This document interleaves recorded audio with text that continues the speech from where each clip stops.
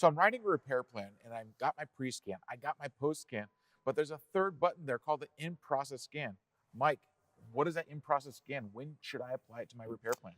Danny, I'm so glad you asked that question because I have a real concern for the industry that a lot of people are really focused on the pre scans and the post scans, and they're not focused on the in process scan.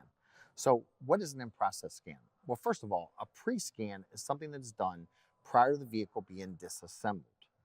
Then, once we disassemble the vehicle, we perform the repairs and we reassemble it, we should then do an in process scan. The in-process scan is done when the vehicle is reassembled before we do any calibrations and before we do any test drives. Now, why is this really important?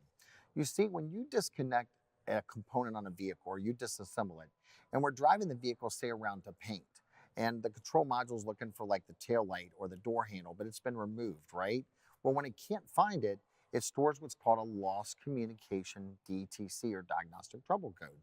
In addition, sometimes when a component has been removed, say like for example a blind spot monitor, what happens is the computer module, because it can't find it, it may turn that feature off, which is called fail-safe mode.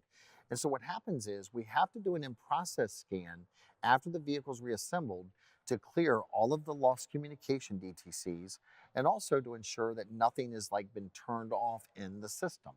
We do that prior to a calibration.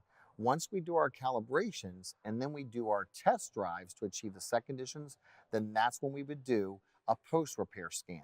So the in-process scan is what is done on the vehicle after the vehicle has been reassembled prior to any calibrations and prior to the test drive and prior to the post-repair scan. If you found today's tip helpful, please hit that thumbs up button and share the video with your family and friends. Comment below for any future suggestions. These videos are made possible by the Society of Collision Repair Specialists. SCRS and their members are committed to the future of the collision repair industry and serving you, the consumer, well. For more information, visit scrs.com or use the link in the description below.